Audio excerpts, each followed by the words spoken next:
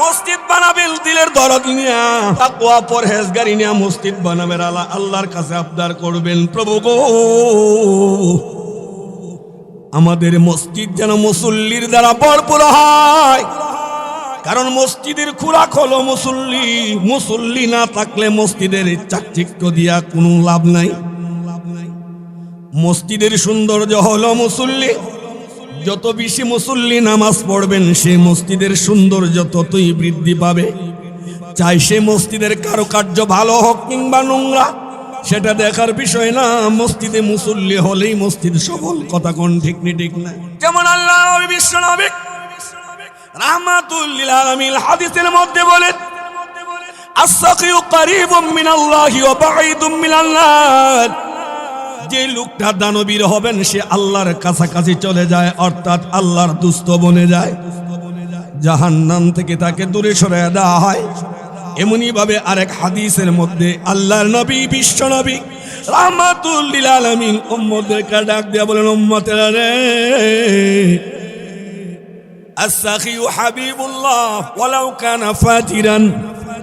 দানবীর ব্যক্তি আল্লাহর দুস্থ হয়ে যায়, সে যদিও কোনো গুনার কাজে লেগে থাকে।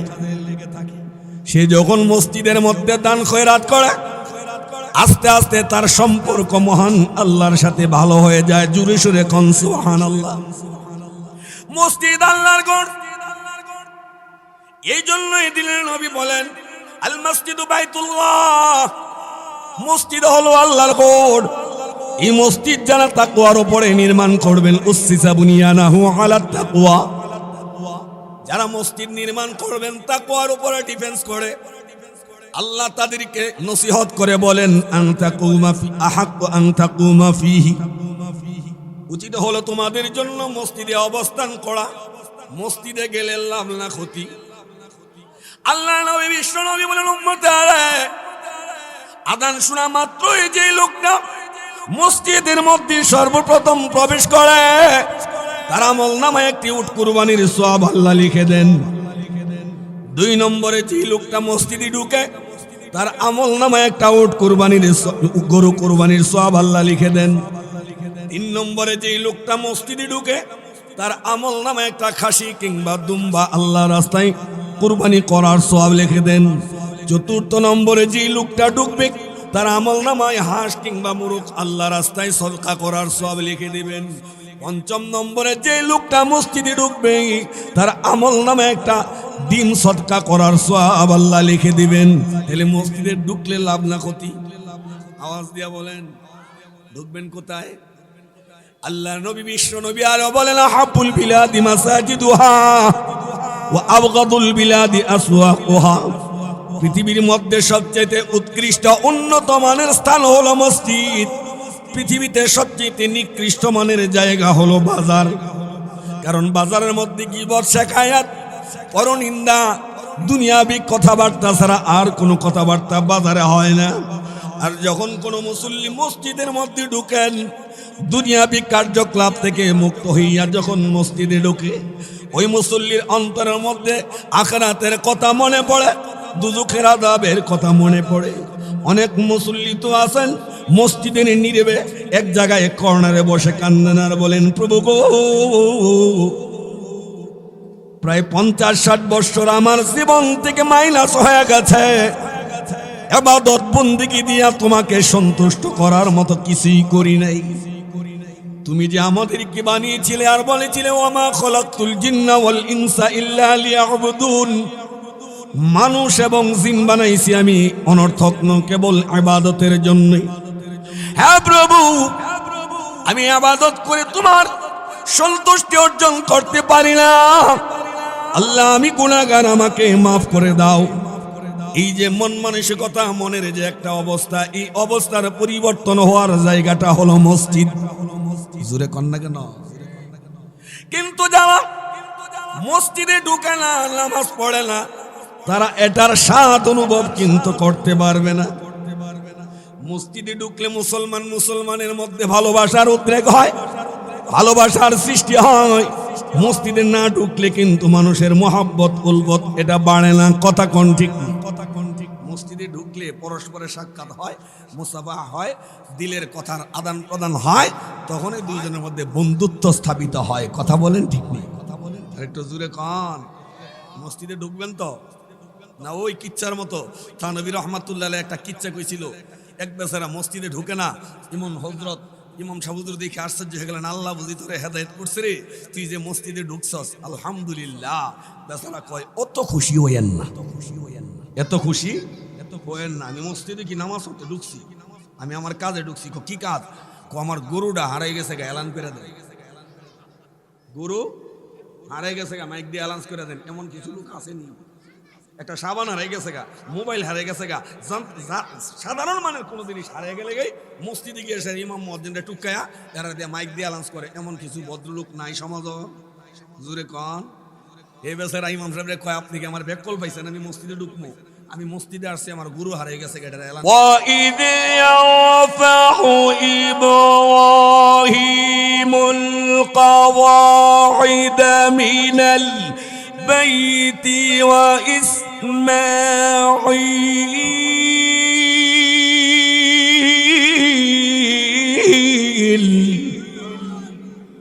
ইব্রাহিম আলাইহিস সালাম যখন কাবা পুনর্নির্মাণ করবেন, তার নিজের দীর্ঘদিন পরে পাওয়া এক আদরের সন্তান হযরত ইসমাঈল আলাইহিস সালামকে নিয়ে কাজ শুরু করলেন। বাবা মিস্ত্রির মাল মশলা লাগায়, আর ছেলে ইসমাঈল আলাইহিস সালাম মসজিদের পাথর আগায়া দেয়। জোরে কর। তাহলে মসজিদের কাজ করাটা ভালো না খারাপ? পৃথিবীর সর্বপ্রথম ঘরের নাম কি জানেন? মসজিদ, বাইতুল্লাহ শরীফ। ইতিপূর্বে পৃথিবীতে আর কোনো ঘর ছিল না। সর্বপ্রথম যে গৃহ নির্মাণ করা হলো, এই ঘরটি কোথায় অবস্থিত? সৌদি আরবের মক্কাতুল মুকাররমায়, যাকে আমরা বাইতুল্লাহ শরীফ বলি। এই ঘরই হলো পৃথিবীর সর্বপ্রথম ঘর। ঘুমাইবার ঘর না ইবাদত বন্দেগীর ঘর? এটা কোরআন শরীফে নাই, আছে। যেমন আল্লাহ বলতেছেন, إن أول بيت وضع للناس للذي ببكة مباركا وهدى للعالمين।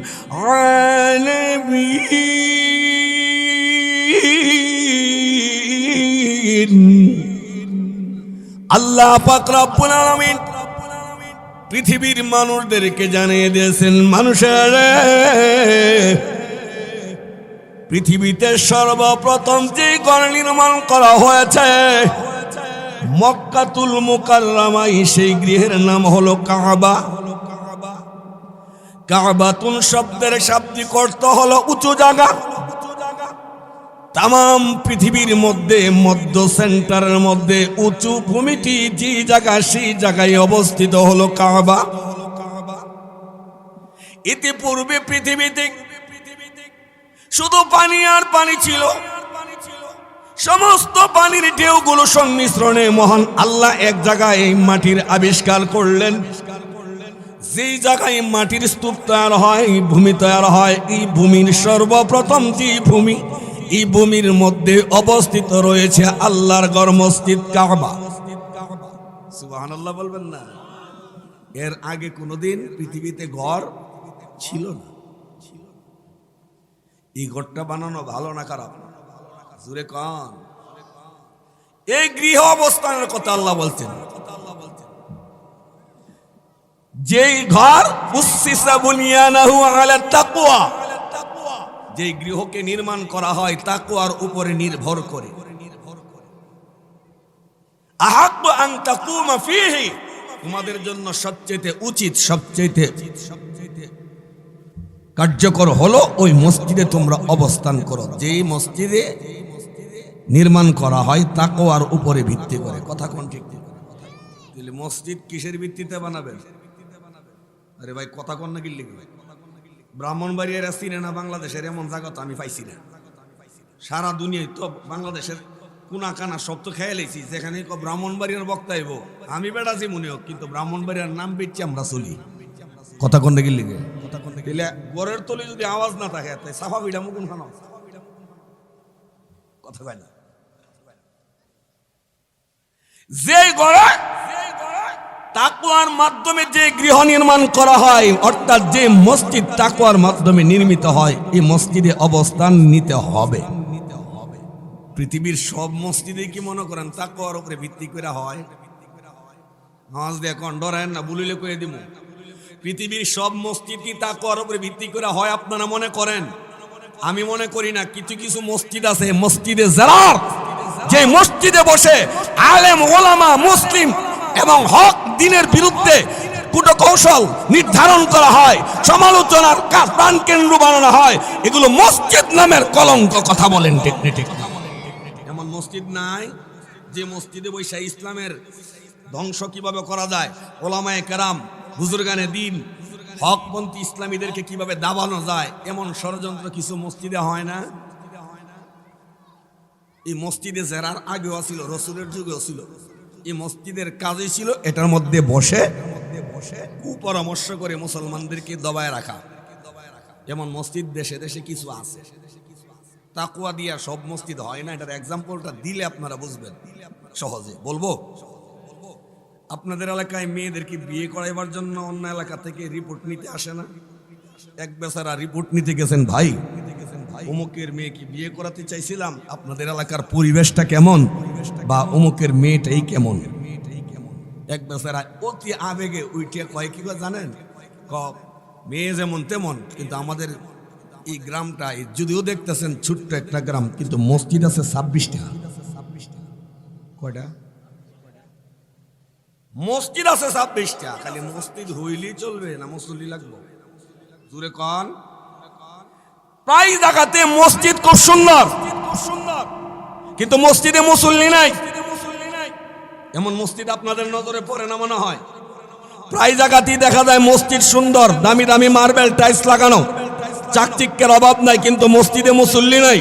এলাকার কিছু মুসল্লি বা পরিচালনা পর্ষদবৃন্দ চিন্তা করেন, হুজুর বেতন যেহেতু দেই, ইমাম মুয়াজ্জিন আপনারা দেখে রেখেন, এখন তো মাঘ মাস, ইরি ক্ষেত লাগানোর সিজন, আমরা ডিউটিতে যাই, মসজিদ দেখে রেখেন। যেমন বহুত মসজিদ আছে ফজরের সময় মুসল্লি নেই। কথা বলেন না কেন? কিন্তু সৌন্দর্যের শেষ নাই। সাজাইছে জীবনের সাজালি। ইমাম মুয়াজ্জিনরে ভাইছে গোলামের মতো। আসলে কি ইমাম মুয়াজ্জিন গোলাম না বাদশাহ? জুরে কন। মসজিদের নামাজের টাইম পাল্টাবে ইমাম মুয়াজ্জিন মিলে। কমিটির কোন ব্যক্তির মাতবরি চলবে না। কথা বলেন ঠিক না? ঠিক না? সভাপতি, সেক্রেটারি, ক্যাশিয়ার, ওদের কি জিগায় নামাজের সূচিপত্রের পরিবর্তন হবে কেন? এটা অন্যায়। এটা মসজিদের ইমামের উপরে জুলুম করা হয়। কথা কন ঠিক না? প্রায় জায়গাতে এমন দেখা যায় সভাপতি সেক্রেটারি জিজ্ঞাসা কইরা টাইম পাল্টানো লাগে। এটা কোন ধরনের কাজ কারবার? মসজিদের সম্রাট ইমাম সাহেব মুয়াজ্জিন সাহেব, মসজিদের সম্রাট ইমাম সাহেব মুয়াজ্জিন সাহেব। যদিও আমরা এখন সম্রাট দিকে না, আর বেতনের বেলায় খুব সমস্যা। আলহামদুলিল্লাহ, আশা করি আপনার বেতন ভালোই। মসজিদও তো সুন্দর হয়েছে। আব্দুল সামাদ ভাইয়ের কাছে অনুরোধ, মসজিদ সুন্দর করছেন, ইমাম মুয়াজ্জিনও যেন সুন্দরভাবে চলতারে ব্যবস্থা করবেন ইনশাআল্লাহ। আমারও গেলাম আবার শিখাই দিয়েছে না, বেটারা গুতায় না পারে যে মামুর এমন কইয়া দিছে। তাহলে মসজিদের তাকওয়ার ভিত্তিতে মসজিদ হতে হবে। ওই লোকটা কি বলছিল, আমাদের এলাকায় মসজিদ কয়টা? 26টা। সব লোকই কি আবুল? কথা কথা। পৃথিবীর সব মানুষই কি আবুল বেকুব?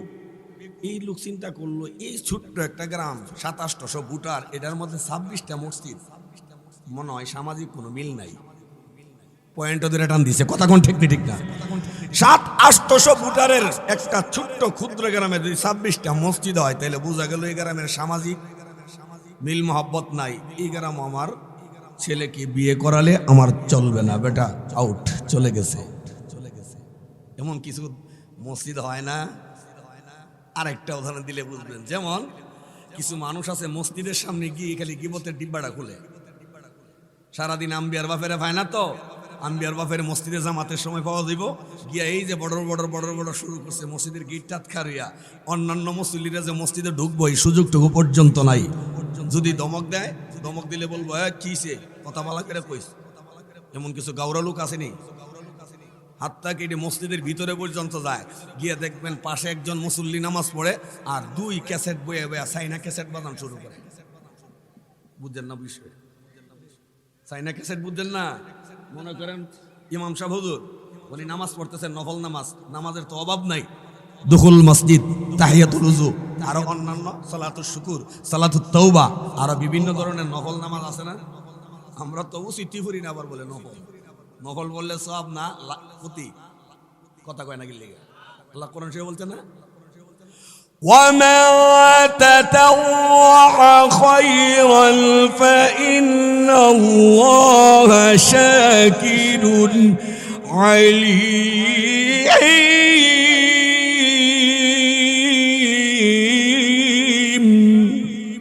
যারা এক্সট্রা আমল করবে, ওভার ডিউটি করবে, তার ওভার ডিউটির বেনিফিট দেওয়ার জন্য কে প্রস্তুত?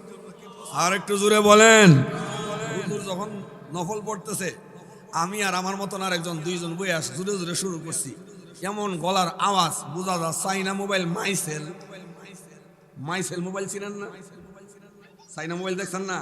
এতবার দেখবেন দুইটা লাইটও করা ফাটাফাটি, এটির আওয়াজ বেশি, ট্যাপ লাগে না, এই ধরনের বক্সের দরকার লাগে না, মোবাইল এনাফ। কথা কোন ঠিক ঠিক না? এই যে আমরা দুইজন চাইনা গলা দিয়া বড় বড় করতেছি, নিজের দুঃখ ওর কাছে বলতেছি, ওর দুঃখ আমার কাছে বলতেছে, ওনার নামাজও ডিস্টার্ব হইতেছে নি। কথা কন না কি লিগে? হুজুরে তো আলহামদুলিল্লাহ 30 বার পড়ছে, ফেস ভাঙতারে না। আলহামদুলিল্লাহ থেকে যায় সূরা তাশাহুদ, তাশাহুদ থেকে যায় দরুদ, দরুদের জায়গায় দোয়া মাসুরা। কারণ এমন আউলা জাউলা লাগা লাগছে, কারণ আমগর গলার আওয়াজে মানে পড়ার ডিস্টার্ব হইতাছে। এমন ডিস্টার্ব মুসল্লিরা মনে হয় না। কথা বলেন। উনি খালি অপেক্ষা আছে নামাজটা খালি শেষ হইল, বাতি যারা বুঝামো মজাটা। নামাজ শেষ, আসসালামু আলাইকুম ওয়া রাহমাতুল্লাহ, আসসালামু আলাইকুম ওয়া রাহমাতুল্লাহ, এক ক্যাসেটের করে ক্যাসেট। এত কথা যদি বলতে হয়, বাড়ির কথা বলতে পারিস না? আমরা সদস্য কয়জন? কথা বলেন। আমরা কয়জনে কথা বলতেছি? দুইজনের সাথে হুজুরে কুলায় উঠতে পারবো? দুইজন তো গাট্টারামি করে হারিয়ে গেলাম, কথাবার্তা ভালো করে কইও, রক্টারামি করে কথা কয় না। হুজুরে কইছে মসজিদের ভিতরে কথা বলা যাবে না। ইদা সুআইদাল ইমামু আলাল মিম্বারি ফালা সালাতা ওয়ালা কালামা। ইমাম যখন মসজিদের মিম্বারে বসে যায়, খুতবার সময় কথা বলা যায় না। এমনই ভাবে যখন মসজিদের মধ্যে যাবে, এই ব্যাপারে হেদায়েত কিতাবের মধ্যে বলছেন যে তুমি একজন যদি কথা বলে, তখন অপরজনকে ইশারা দিয়া বলবে। মান কালা ফিল মসজিদে উসকুত ফাকাত লাগা। যদি কেউ মসজিদে আরেকজনকে বলে এক চুপ কর, এটাও অন্যায়, এটা অন্যায়। এটা নিষেধ করবেন কিভাবে? চুপ, স্টপের সিগন্যাল দিবেন, দিলে বুঝতে হবে এটা মসজিদ, হাযা বাইতুল্লাহ, এটা আল্লাহর ঘর, এখানে কথা চলবে না, দুনিয়াবি ফাউল ফেল্লাপ চলবে না। কথা কোন ঠিক নি ঠিক না? উনি যখন দমক দিছে, আমরা দুইজন এটা কইলাম কি হইছে? উনিও কথা ছাড়ে না, আমরাও কথা ছাড়ি না। তখন আমরা রাগ হয়ে কই কি সাতার মসজিদে নামাজই পড়তাম না। কথা কয় না? এমন লোক নাই? এই জাতের জিদ নিয়ে মসজিদ অনেক জায়গায় হইতেছে না? আওয়াজ দিয়া বলেন। এই যে ঝগড়াঝাটি দিয়া জিদ করে মসজিদ বানাইছেন, মনে তো ভাবতেছেন খুব সওয়াবের কাম করে লাইছেন, 1.5 জন মুসল্লিও নাই। কথা কোন ঠিক নেই? ভাই না আমার লক্ষ্য করুন, মসজিদ বানাবেন দিলের দরদ নিয়া, তাকওয়া পরহেজগারি নিয়া মসজিদ বানাবেন, আল্লাহর কাছে আবদার করবেন, প্রভু গো আমাদের মসজিদ যেন মুসল্লির দ্বারা ভরপুর হয়। কারণ মসজিদের খোরাক হলো মুসল্লি, মুসল্লি না থাকলে মসজিদের চাকচিক্য দিয়া কোনো লাভ নাই। মসজিদের সৌন্দর্য হলো মুসল্লি, যত বেশি মুসল্লি নামাজ পড়বেন সে মসজিদের সৌন্দর্য ততই বৃদ্ধি পাবে। চাই সে মসজিদের কারুকার্য ভালো হোক কিংবা নোংরা, সেটা দেখার বিষয় না, মসজিদে মুসল্লি হলেই মসজিদ সফল। কথা কোন ঠিক নি ঠিক না? তাইলে তাকওয়ার উপরে মসজিদ বানানো আর জিদদের মাইরে মসজিদ বানানো তফাৎ আসেনি, আছে না? আর একটু দূরে কন, মসজিদ বানানো কি ভালো মানুষের কাজ না মন্দ লোকের কাজ? যারা মসজিদ বানায় ওরা বড় সৌভাগ্যশীল। যারা মসজিদে অর্থ দিয়ে, শ্রম দিয়ে, বুদ্ধি দিয়ে, পরামর্শ দিয়ে, সাহায্য সহযোগিতা দিয়ে মসজিদের হিতাকাঙ্ক্ষী হয়, তারা আল্লাহর দুস্থ বনে যায়। কথা কোন ঠিক নেই? যেমন আল্লাহ নবী বিশ্ব নবী রাহমাতুল লিল আলামিন হাদিসের মধ্যে বলেন, আস-সাকিয়ু কারীবুম মিনাল্লাহি ওয়া বাঈদুম মিনান নার।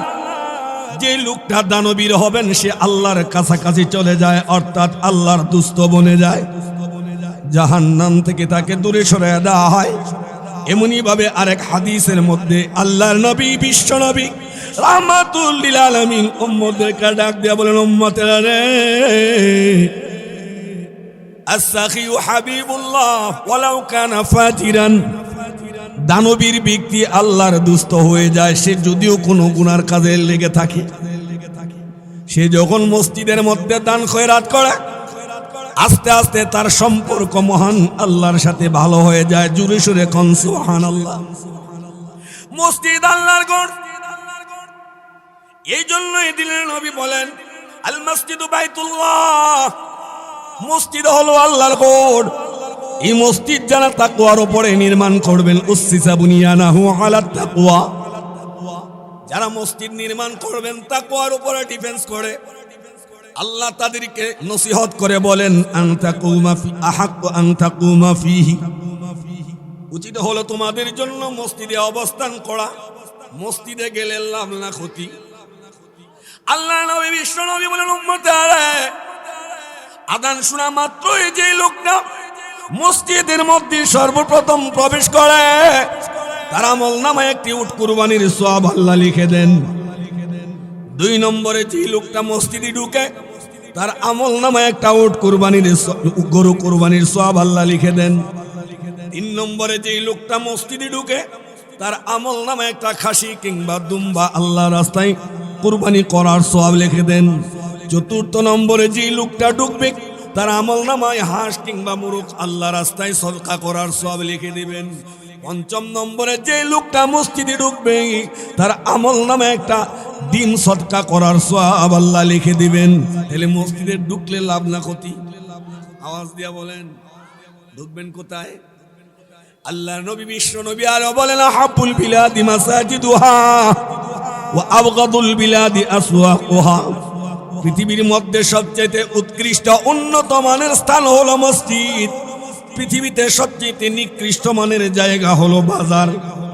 কারণ বাজারের মধ্যে গীবত, শেখায়াত, পরনিন্দা, দুনিয়াবি কথাবার্তা ছাড়া আর কোনো কথাবার্তা বাজারে হয় না। আর যখন কোনো মুসল্লি মসজিদের মধ্যে ঢুকেন, দুনিয়াবি কার্যকলাপ থেকে মুক্ত হইয়া যখন মসজিদে ঢুকে, ওই মুসল্লির অন্তরের মধ্যে আখিরাতের কথা মনে পড়ে, দুজখের আযাবের কথা মনে পড়ে। অনেক মুসল্লি তো আছেন মসজিদের নীরবে এক জায়গায় কর্নারে বসে কান্দেন আর বলেন, প্রভু গো, প্রায় 50-60 বছর আমার জীবন থেকে মাইনাস হয়ে গেছে, ইবাদত বন্দেগী দিয়া তোমাকে সন্তুষ্ট করার মতো কিছুই করি নাই। তুমি যে আমাদেরকে বানিয়েছিলে আর বলেছিলে ওয়ামা খলাকতুল জিন্না ওয়াল ইনসা ইল্লা লিয়াবুদুন, মানুষ এবং জিন বানাইছি আমি অনর্থক নয়, কেবল ইবাদতের জন্য। হ্যাঁ প্রভু, আমি ইবাদত করে তোমার সন্তুষ্টি অর্জন করতে পারি না। আল্লাহ আমি গুনাহগার, আমাকে মাফ করে দাও। এই যে মন মানসিকতা, মনের যে একটা অবস্থা, এই অবস্থার পরিবর্তন হওয়ার জায়গাটা হলো মসজিদ। জোরে কন্যা কেন? কিন্তু যারা মসজিদে ঢুকে না, নামাজ পড়ে না, তারা এটার স্বাদ অনুভব কিন্তু করতে পারবে না। মসজিদে ঢুকলে মুসলমানের মধ্যে ভালোবাসার উদ্রেক হয়, ভালোবাসার সৃষ্টি হয়। মসজিদে না ঢুকলে কিন্তু মানুষের মহাব্বত উলবত এটা বাড়ে না। কথা কোন ঠিক? মসজিদে ঢুকলে পরস্পরের সাক্ষাৎ হয়, মুসাফা হয়, দিলের কথার আদান প্রদান হয়, তখনই দুইজনের মধ্যে বন্ধুত্ব স্থাপিত হয়। কথা বলেন ঠিক নেই? কথা বলেন একটু জোরে কন। মসজিদে ঢুকবেন তো না ওই কিচ্ছার মতো? থানবী রহমাতুল্লাহ একটা কিচ্ছা কইছিল, এক বেচারা মসজিদে ঢুকে না, ইমাম সাহুজুর দেখে আশ্চর্য হয়ে গেলেন, আল্লাহ বুঝি তোরে হেদায়েত করছে রে, তুই যে মসজিদে ঢুকছস আলহামদুলিল্লাহ। বেচারা কয় অত খুশি হইয়েন না, এত খুশি এত হইয়েন না, আমি মসজিদে কি নামাজ পড়তে ঢুকছি, আমি আমার কাজে ঢুকছি। কি কাজ? আমার গরুটা হারাই গেছে গা, এলান করে দেন। গরু হারাই গেছে গা, মাইক দিয়ে অ্যালাউন্স করে দেন। এমন কিছু লোক আসেনি। একটা সাবান হারাই গেছে গা, মোবাইল হারাই গেছে গা, সাধারণ মানের কোনো জিনিস হারিয়ে গেলে গাই মসজিদে গিয়ে এসে ইমাম মুয়াজ্জিনটা টুকায়া এরা দিয়ে মাইক দিয়ে অ্যালাউন্স করে। এমন কিছু ভদ্রলোক নাই সমাজ? জোরে কন। এই বেচারা ইমাম সাহেবরে কয়, আপনি কি আমার বেকল পাইছেন? আমি মসজিদে ঢুকবো, আমি মসজিদে আসছি, আমার গুরু হারিয়ে গেছে গা, এটা এলান করবার লেগে। এমন লোক সমাজও নাই। জোরে কন। মসজিদের সামনে দিয়া যায়, মাথাটা নোয়া যায়, যখন মসজিদের দিকে চাইলে গুণ হইব। কথা কয়। আর যখন শেরপুর মসজিদের পাশ দিয়া যায়, মাজার দিকে একবার সালাম ভক্তি ভাললে সেজদা দিয়া লইয়া পড়ে, কথা কোন ঠিক ঠিক না? মোরা বাবা তাইতে মৃত ব্যক্তি আইনা মনে তারে জান্নাতের ভিতরে ঢুকাই দিন, সালাম দিবেন। বুজুর্গানে দিনের কবরের পাশ দিয়ে গেলে সালাম দিবেন, দোয়া পড়বেন। কবর জিয়ারতের দোয়া নাই? আসসালামু আলাইকুম ইয়া আহলাল কুবুর ইয়াগফিরুল্লাহু লাকুম লানা ওয়া লাকুম ওয়া আনতুম সালাফুনা ওয়া নাহনু বিল আসার। এই দোয়া পড়বেন, সূরা ইখলাস পড়বেন, দুরূদ পড়বেন। এটা জিয়ারত, এটার দ্বারা সওয়াব হবে। হইল কি রে মুসলমান? মুসলমান চিনার জন্য একটি নিদর্শন আছে। প্রায় সময় বলি এইটা হলো ইস্পা কোম্পানির পানি, এই জন্য এটা লেবেলের মধ্যে কোম্পানির নাম দেওয়া আছে। কথা বলেন ঠিক কিনা? সারাদিন চিল্লায় যদি বলি এটা মাম ওয়াটার, সারাদিন চিল্লায় যদি বলি এটা কিনলে কিংবা কফি না ইহুদিদের প্রোডাক্ট, আপনাদেরকে গিলানো যাবে না, কারণ এটার লেবেলের মধ্যে লেখা আছে কোন কোম্পানির মাল। ওরে মুসলমান, তুমি কি মুসলমান না? প্রতিদিন এটা চিনার জন্য নিদর্শন আছে, সেই নিদর্শনের নাম হলো নামাজ। সুবহানাল্লাহ কোন? এটা আমার কোনো বক্তব্য নয়। আল্লাহ নবী বিশ্ব নবী রাহমাতুল লিল আলামিন বলেন, উম্মতেরা রে, লিকুল্লি শাইইন আলামুন ওয়া আলামুল ঈমানিস সালাম। প্রত্যেকটা বস্তু চিনার জন্য একটা নির্দিষ্ট পতাকা আছে, নিদর্শন আছে। মুসলমান চিনার জন্য একটা পতাকা আছে, মুসলমান চিনার পতাকার নাম হলো নামাজ। যার মধ্যে নামাজ আছে তার মধ্যে মুসলমানিত্ব আছে, যার মধ্যে নামাজ নাই তার মধ্যে মুসলমানিত্ব নাই। যেমন আর এক হাদিসের মধ্যে বলেন, আল ফারকু বাইনাল ইসলামি ওয়াল কুফরি তারকুস সালাহ আও কামা ক্বালা আলাইহিস সালাম। নবীজি বলেন, কুফরি এবং ইসলামের মধ্যে পার্থক্য হলো মুসলমানরা নামাজ পড়বেন আর কাফের বেদিনরা নামাজ অস্বীকার করবেন। কথা কোন ঠিক নি? ঠিক না? তাহলে আমাদের নামাজ পড়ার দরকার আছে, আওয়াজ দিয়ে বলেন। নামাজ পড়ার দরকার, নামাজ ছাড়া উপায় নাই। নামাজ পড়লে কি লাভ হয়? এক হাদিসের একখানা ঘটনা বললে আপনাদের সঠিক উপলব্ধি হবে। আল্লাহ নবী বিশ্ব নবী রাহমাতুল লিল আলামিন বলেন, মহান আল্লাহ কুদরতি ভাবে চার জায়গাতে হাসি দেয়। কয় জায়গায়? তো জোরে কোন? আল্লাহরে হাসানো কি মামুলি ব্যাপার মনে করেন? কথা বলেন না। আল্লাহ পাক রব্বুল আলামিন চার জায়গাতে কুদরতি হাসি দেয়। নবীজির হাদিস, বানোয়াট কোনো কিচ্ছা কাহিনী নয়। কোন কোন চার জায়গায় আল্লাহ হাসি দেন? রাসূল বলেন, এক নম্বরে হলো যখন হাজী সাহেবানরা কাবা শরীফের সামনে চক্কর লাগায় বলেন, লাব্বাইক আল্লাহুম্মা লাব্বাইক লা শারীকা লাক লাব্বাইক ইন্নাল হামদা ওয়ান নি'মাতা লাকাল মুলক লা শারীকা লাক লাব্বাইক। এইভাবে যখন হাজী সাহেবানগণ তালবিয়া পাঠ করেন, এই দৃশ্য দেখে মহান আল্লাহ বড় খুশি হয়। ফেরেশতাদেরকে ডাক দিয়ে বলেন, ফেরেশতারা রে, তোমরা না বলেছিলে মানুষ পৃথিবীতে পাঠাইলে মারামারি করবে, হানাহানি করবে? তোমরা না বলেছিলে ওয়াসফিকুদ দিমা, মানুষ পৃথিবীতে রক্তপাত ঘটাবে? অথচ তাকায় দেখো লোকটা জিন্দেগিতে আমি আল্লাহকে কোনোদিন দেখে নাই, জান্নাতের নাজ নিয়ামত কোনোদিন দেখে নাই, জাহান্নামের কঠিন আযাব কোনোদিন দেখে নাই। তারপরে লোকটা নিজের বাড়ির আলিশান বাড়ি ফেলে দিয়া, ঘরের সুন্দরী সুশ্রী স্ত্রী ফেলে দিয়া, আরামদায়ক খাবার দাবার ফেলে দিয়ে আসছে মক্কাতুল মুকাররমায়। এখানে তার ঘুমের বিছানা ভালো না, পরনের কাপড় ইহরামের সাদা কাপড় ছাড়া আর কিচ্ছু নাই, সিলাইকৃত জামা পরতে পারে না, মাথার চুলগুলো নেড়া করে। দেখো একটা পাগলের সুরত দেখা যায়। এই লোকগুলো দুনিয়ার কোনো ধান্দার পাগল না, ওরা হলো আমি আল্লাহর পাগল। আমি আল্লাহ ঘোষণা দিলাম রে, এই পাগলের প্রতি খুশি হইয়া তার জিন্দেগীর গুনাহগুলো মাফ করে দিলাম। এই কথা বলা মানে আল্লাহ কুদরতি হাসি দেওয়া। আল্লাহ কুদরতি হাসি দেওয়া মানে রাজি হয়ে যাওয়া। আল্লাহ যখন হাজী সাহেবের এই দৃশ্য দেখে হাসি দেন, খুশি হন, বান্দার গুনাহ মাফ করে দেন। এটা গেল এক নম্বর জায়গা। দুই নম্বর, আল্লাহ হাসি দেওয়ার দুই নম্বর জায়গা কি? দিনের নবী রাহমাতুল লিল আলামিন বলেন, উম্মতরা রে, ফজরের সময় যখন মুয়াজ্জিন আযান দেয়, হাইয়া আলাল ফালার পরে যখন মুয়াজ্জিন বলেন আসসালাতু খায়রুম মিনান নাওম,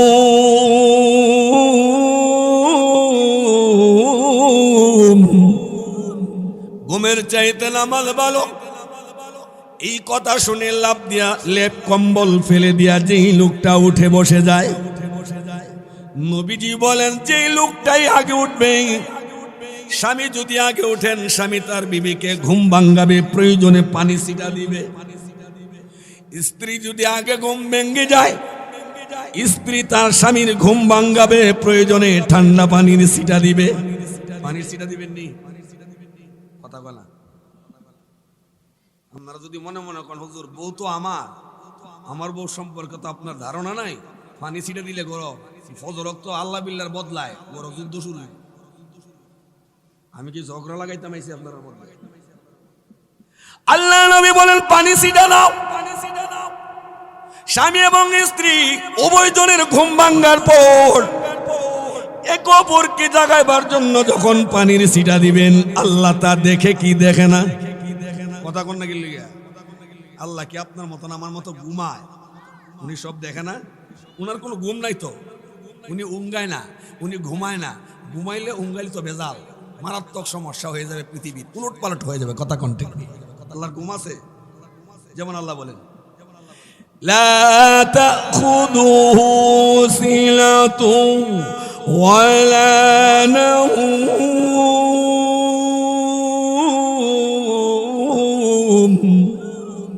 লা তাখুযুহু সিনাতুন, আল্লাহর তন্দ্রা ভাব তৈরি হয় না, ওয়ালা নাওম, আল্লাহর ঘুমেও ধরে না। কারণ আল্লাহ যদি ঘুমায়, আল্লাহ যেমন বড় তার ঘুমও কিন্তু হবে তেমন বড়, ঠিক নেই?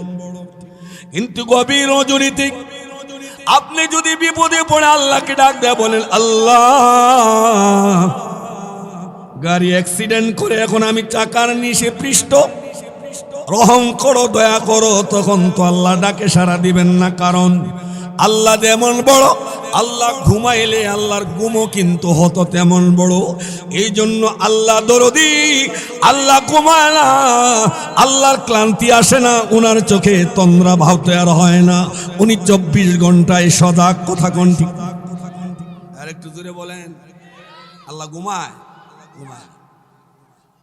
ওই যে গভীর রজনীতে ফজরের সময় স্বামী স্ত্রী উভয়জনকে আগে উঠে অপরজনকে যখন পানির ছিটা দিয়া ঘুম ভাঙাবে, আল্লাহ ফেরেশতাদেরকে ডাক দিয়ে বলবেন ফেরেশতারা রে তাকায়া দেখো, আমার বান্দা বান্দি জিন্দেগিতে আমাকে দেখে নাই, জান্নাতের নাজ নিয়ামত দেখে নাই, জাহান্নামের আযাব গজব দেখে নাই।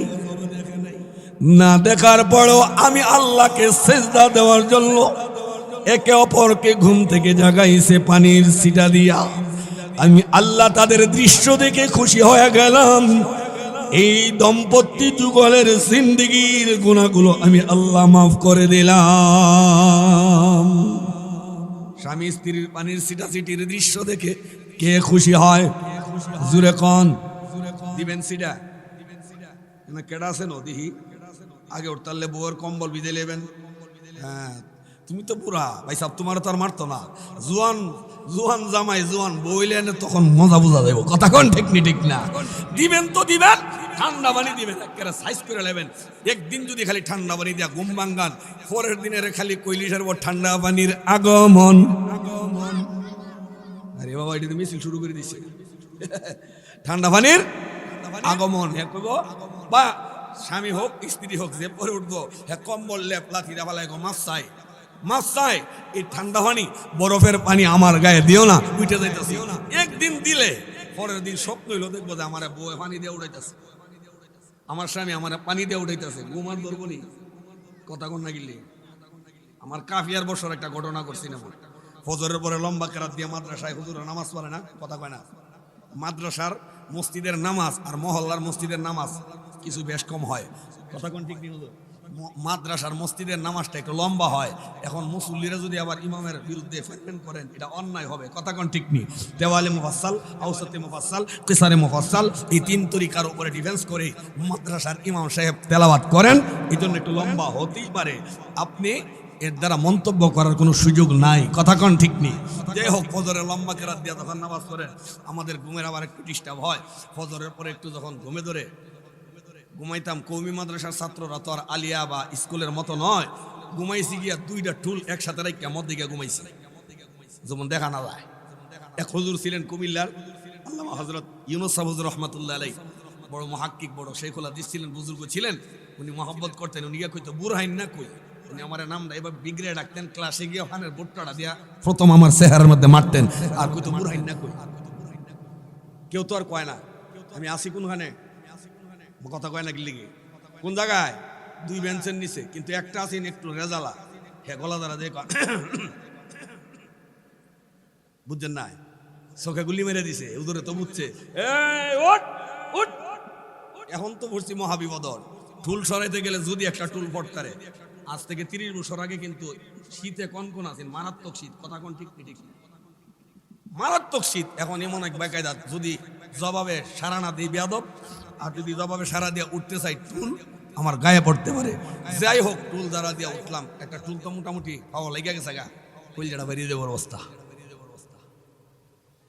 উঠি না, শেষ পর্যন্ত একটু কইছে, যেটা ওই চকটিপ দিয়া হুজুরে বুঝাইছিল, কয়েক পানি লইয়া হুজুরের সুন্দর মতো পানির কথা কওয়ার পর এত এমনি না চিন্না বুড়ি আরো হয়েছে ডুলের বাড়ি।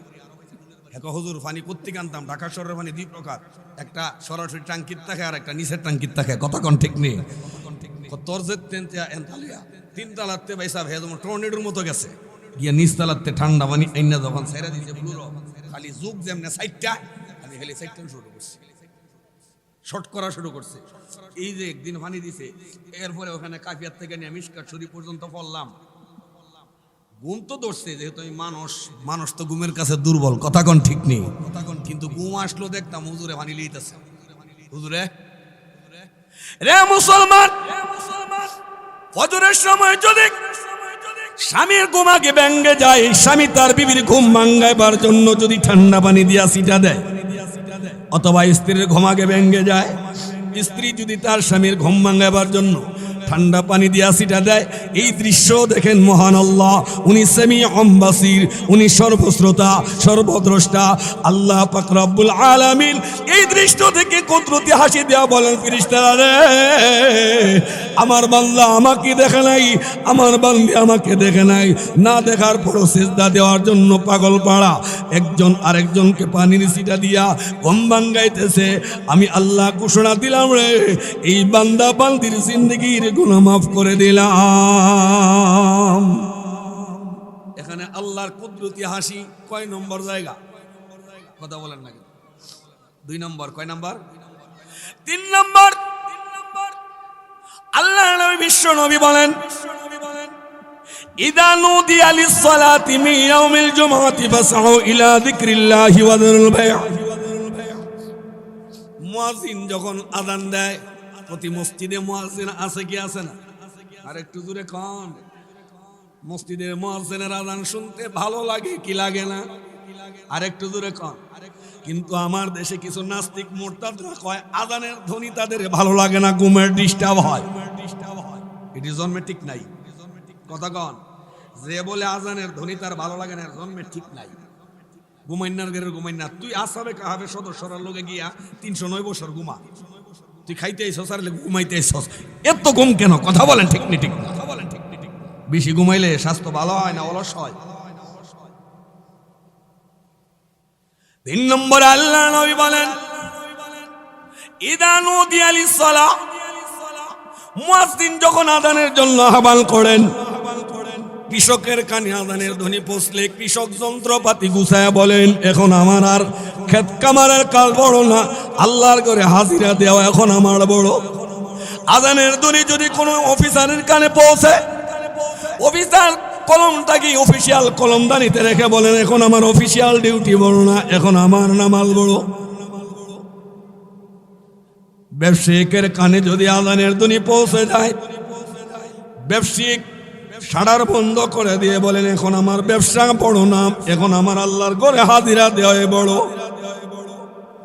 এই আজানের ধ্বনি শুনে পুরুষ যখন মসজিদের দিকে রওনা দেয়, আর মা বোন যারা আছেন তারা আজানের ধ্বনি শুনে সাংসারিক কাজ থেকে মুক্ত হয়ে উযু করে নামাজের মুসল্লায় যখন দাঁড়ায় যায়, এ দৃশ্য দেখে বড় খুশি হয় মহান আল্লাহ। জুড়ে সরে কোন সুবহানাল্লাহ। অফিসার, ব্যবসায়িক, কর্মজীবী, গড়ের গৃহিণী আজান শোনা মাত্রই যখন নামাজের প্রিপারেশন নেয়, প্রস্তুতি গ্রহণ করে, আল্লাহ বড় খুশি হয়। যখন মুসল্লি নামাজের দিকে যায়, আল্লাহ খুশি হয়ে ফেরেশতাদেরকে সাক্ষী রেখে বলেন, ফেরেশতারে, এই লোকগুলো আমি আল্লাহকে দেখে নাই, জান্নাত দেখে নাই, জাহান্নাম দেখে নাই, লোকগুলো আজান শোনা মাত্র আমার কুদরতি পায়ে সেজদা দেওয়ার জন্য চলছে। আমি আল্লাহ ঘোষণা দিলাম রে, আল্লাহ তাইনের খাসলত জানে না, কথা কন না কেন? যা পারমিশন দিলাম, তাইনে জান্নাত তো গিয়া খুশির ঠেলায় বুগুল বাজান শুরু করছে। বুঝছেন না মনে হয়? এত খুশি, একবার ডাইনে যায়, একবার বামে যায়, একবার সামনে যায়, একবার পিছে যায়। আমার এমন একটা হয়েছিল সংসদ ভবন বিজ্ঞা ছাত্র জীবনে ১০০ বছর সংসদ ভবনে ঢুকছিলাম, এক এমপি সাহেবের পাশ দিয়ে ঢুকিয়া গিয়া দিয়ে ইমাম নাই, আসরের নামাজ আর মাগরিব নামাজের ইমামতি আমার বাড়ো পড়ছে। তাইলে কলার যারা কইতাম বরং আমি জাতীয় সংসদের ইমাম সাহেব একেবারে কিনা হয়ে গেছি, জান্নাতের সার্টিফিকেট মনে হয় লাইছি নাকি। ভিতরে ঢুকা দেখলাম এত সুন্দর কারুকার্য করছে, তখনই ভাবছি যে এলে কিন্তু এমপি সাহেবরা জান দিয়ালা মানুষ মার্ডার করে, এনার সাথে থেকে সরে না, কারণ ভিতরে সুন্দর তো আরাম সুন্দর আছে। লেগে দেখবেন এটার লেগে যা ইচ্ছা তা তারা করতে বাধ্য। এটা দুনিয়ার সুন্দর, চিরস্থায়ী না ক্ষণস্থায়ী? আওয়াজ দিয়ে বলেন। কিন্তু জান্নাতের সৌন্দর্য ম্লান হবে? কথা বলেন না কেন? জান্নাতের সৌন্দর্য কি ম্লান হবে, জায়েল হবে? হবে না। ওই লোকটাকে পারমিশন দেওয়ার পর ঢুকলো জান্নাতে, ঢুকে এদিক যায় ওদিক যায়, আল্লাহ কই বাইর, এই ভাইরা বহুত কথা লঙ্ঘন করছো, তাই না যেমন শুনেই না বাপ ধরছে, বাইর হ, ওয়াদা ঠিক রাখ। তখন তাই না উল্টা ওয়াজ করবো আল্লাহ রে, সুবহানাল্লাহ, উল্টা ওয়াজ করবো। তাই না কয় ওয়াদা লঙ্ঘন করি আমি না? আল্লাহ আপনি তো কোনোদিন ওয়াদা লঙ্ঘন করেন না, কিন্তু আমাকে যদি এখন আপনি বের করে দেন তাহলে তো আপনার ওয়াদা লঙ্ঘন হবে। সুবহানাল্লাহ জুড়ে কয়। আল্লাহ কি কোনোদিন ওয়াদা লঙ্ঘন করছে, করবে? কথা কন না কেন? তো জুড়ে বলেন, আল্লাহ কোনোদিন ওয়াদা লঙ্ঘন করছে, করবে? করছে না করবে না? ডকুমেন্ট কোরআন শরীফ আছে, কইমনি। আল্লাহ বলেন, ইন্নাল্লাহা লা ইউখলিফুল মিআদ, নিশ্চয় আল্লাহ ভঙ্গ করে না অঙ্গীকার। নিশ্চয় আল্লাহ ভঙ্গ করে না অঙ্গীকার। বুঝতেছেন না মনে হয় আপনারা? নিশ্চয় আল্লাহ ভঙ্গ করে না অঙ্গীকার। আল্লাহ কোনোদিন ওয়াদা ভাঙেন? ইন্নাল্লাহা লা ইউখলিফুল মিআদ, নিশ্চয় আল্লাহ ভঙ্গ করে না অঙ্গীকার। ওয়াদাল্লাহি হাক্কা, আল্লাহর ওয়াদা সত্য। আল্লাহ যা বলেন তা ঘটায়া ছাড়েন, উনি কখনো লঙ্ঘন করে না। কথা কোন ঠিক না? ঠিক না? আল্লাহ মহান ওই লোককে বলবেন, বের হ জান্নাত থেকে, ওয়াদা ঠিক রাখ। ওই সময় লোকটা ডাক দেয়া বলবেন, প্রভু গো, আপনি আপনার ওয়াদা ঠিক রাখেন, কারণ আপনি না বলেছেন কোন রকমে যদি কোনো বান্দা জান্নাত একবার ঢুকতে পারে কোনোদিনও তাকে জান্নাত থেকে বের করে দিবেন না। এটা তো আপনার কোরআন শরীফের মধ্যে আছে। কথা কোন ঠিক নি? ঠিক না? হুজুরে কোন নাই কোরআন শরীফ? খালিদিনা ফিহা আবাদা, খালিদিনা ফিহা আবাদা, জান্নাতে ঢুকলে আবাদান আবাদা সেখানে থাকবে, কখনো তাকে বের করা হবে না। আল্লাহ আপনি যে আমার বের হওয়ার জন্য বলতেছেন, কেন আপনি আমার ডিস্টার্ব দিতেছেন? সুবহানাল্লাহ জোরে কইতেছেন। আরে ভাই একটু বাপডা লাগায় কোন না, খালি আওয়াজ শুনেন, কথাগুলো অন্তরে একটু লাগাবার চেষ্টা করেন। আওয়াজ তো সারা জীবনে শুনতে পারবেন, এক একজনের আওয়াজ এক এক রকম। আওয়াজের নাম ওয়াজ না, কথাগুলো গুরুত্বপূর্ণ কথাগুলো হৃদয়ে লালন করার চেষ্টা করবেন, কথা বলার চেষ্টা করবেন। আল্লাহ আপনি আপনার ওয়াদা লঙ্ঘন করবেন? আল্লাহ বলবেন, আমি আমার কি ওয়াদা লঙ্ঘন করছি?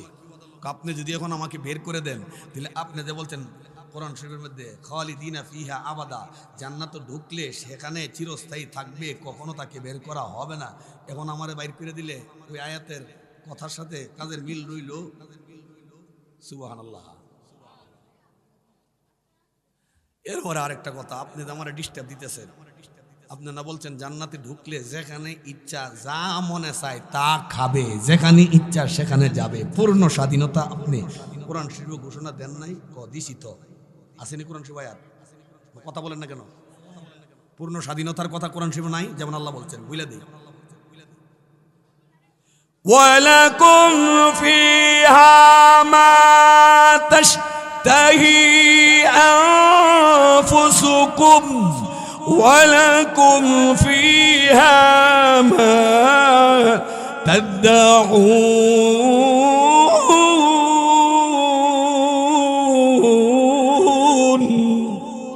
আল্লাহ আপনি বলেছেন ওয়ালাকুম ফিহা মা তাশতাহি, সেখানে তোমাদের জন্য রয়েছে তোমাদের চাহাত, তোমাদের চাহিদা পূর্ণ করার পূর্ণ স্বাধীনতা। হে প্রভু, আমি ছিলাম জাহান্নামের আসামি, কারণ আমল করি নাই, রেকর্ড আমার বড় খারাপ। ফামান কানা ফি হাযিহি আ'মা ওয়া হুয়া ফিল আখিরাতি আ'মা, পৃথিবীতে যারা অন্ধত্বের জীবন লালন করে আখিরাতেও তাদের অন্ধকার জীবনেই থাকতে হবে। ওগো প্রভু, আমি জাহান্নামে ছিলাম, এত আলোক সজ্জা সুন্দর জিনিস আমি দেখতে পারি নাই। এখন যখন জান্নাতে ঢুকেছি, এত সুন্দর নাজ নিয়ামত, আমার স্বাধীনতায় কেন আপনি হস্তক্ষেপ করেন? অথচ আপনি বলেছেন ওয়ালাকুম ফিহা মা তাশতাহি, তোমার সেখানে যা চাহিদা আছে সেখানে চাহিদা বুক করো। সুবহানাল্লাহ, জুরে কন। তখন বলবেন আল্লাহরে ফেজ দিবে বান্দা, আপনি বলছেন না ওয়ালাকুম ফিহা মা তাশতাহি আনফুসুকুম ওয়ালাকুম ফিহা মা তাদউন, যা চাহাত হবে তা দিবেন, বলছেন না? কহা বলছি। আপনি বলছেন না জান্নাতে পূর্ণ স্বাধীন? হ্যাঁ বলছি। তাহলে এখন আমাকে বাইর করে দিবে? আল্লাহ আপনার শানের সাথে এটা যায় না। সুবহানাল্লাহ বলেন, আপনার শানের সাথে এটা যায় না। এমনি বলবেন হ্যাঁ প্রভু, আমাকে যদি জান্নাত থেকে বের না করেন, আপনার বিরুদ্ধে মিছিল হবে না, মিটিং হবে না, আন্দোলন হবে না, বিভিন্ন অফিসিয়ালি স্মারকলিপি পেশ করা হবে না। প্রভু গো, আমি না খাল্লা, আমাকে যখন দয়া করে মায়া করে এই পর্যন্ত এনেছেন, জাহান্নামে ছিলাম আমি, ওখান থেকে আপনার দয়ায় মুক্তি পেয়েছি। আরাফে ছিলাম আমি, ওখান থেকে জান্নাতের পুকুরের কিনারায় এসেছি আমি। জান্নাতের কিনারায় ছিলাম আমি, ওখান থেকে আপনার দয়ায় ডুব দিয়েছি আমি। জান্নাতে ডুব দেওয়ার পুকুরে ডুব দিয়েছিলাম আমি, ওখান থেকে দয়া করে জান্নাতের গেট পর্যন্ত পৌঁছিয়েছেন আপনি। জান্নাতের গেটেও পৌঁছলাম, ওখান থেকে দয়া করে জান্নাতের ভিতরে ঢুকাইছেন আপনি। এখন সেই জান্নাত থেকে যদি বের করে দেন গো, আপনার তো ওয়াদা লঙ্ঘন হয়, আপনি তো কখনো ওয়াদা লঙ্ঘন করেন না। আল্লাহ মেহেরবানি করে আপনি যখন জান্নাতে ঢুকিয়েছেন, আমি অদমকে আপনি জান্নাতের ভিতরে রেখে দেন। জান্নাতে যখন ঢুকাইছেন, জান্নাতের ভিতরে আমাকে মায়া করে রাইখা দেন। সুবহানাল্লাহ বলবেন না? তখন মহান আল্লাহ একটা মুস্কি হাসি দিবেন। সুবহানাল্লাহ জোরে কন। ও যখন আল্লাহর সাথে তর্ক লাগবেন, তখন আল্লাহ তাকে একটা বলবেন, ইয়া আব্দি হাল তাস্তাজিয়ানি বি, ও বান্দা তুই কি আমার সাথে মস্কারা করিস? মস্কারা বুঝেন না? কথা বলেন না কেন? মস্কারা বুঝেন না? মস্কারি, ঠাট্টা মস্কারি। আল্লাহ বলবেন, ইয়া আব্দি, ও আমার বান্দা, হাল তাস্তাজিয়ানি বি, তুই কি আমার সাথে ঠাট্টা বিদ্রুপ করিস, মস্কারি করতেছিস নাকি? বলবেন এটা মস্কারি কি আছে, এটা তো সহি কথা, সঠিক কথা। আপনি ঢুকাইলে জান্নাত থেকে আর বের করবেন না, এটা তো আমরা কোরআন শরীফও শুনছি, জানছি, বুঝছি। দয়া করে রেখে দেন। তখন আল্লাহ ওই ৪র্থ নম্বর জায়গায় কুদরতি হাসি দিয়া বান্দাকে বলবেন, বান্দারে তোরে ঢুকাইছি আমি বের করার জন্য না, আমি আল্লাহ খুশি হয়ে গেলাম, তোর জীবনের গুনাহ মাফ করে দিলাম, তুই জান্নাতে ঢুকছ, জান্নাতই তোর বাড়িঘর। সুবহানাল্লাহ। ওই জায়গায় হাসি, কথা বলেন। এই 4টা হাসির জায়গা বললাম। আল্লাহ পাক রব্বুল আলামিন বান্দাদের নেক আমলের দ্বারা খুশি হইয়া হাসি দেয়। আর নেক আমলের সবচেয়ে উৎকৃষ্ট স্থানের নাম হলো মসজিদ। এই মসজিদকে সচল রাখার দরকার আছে কি আছে না? কথা বলেন না কেন?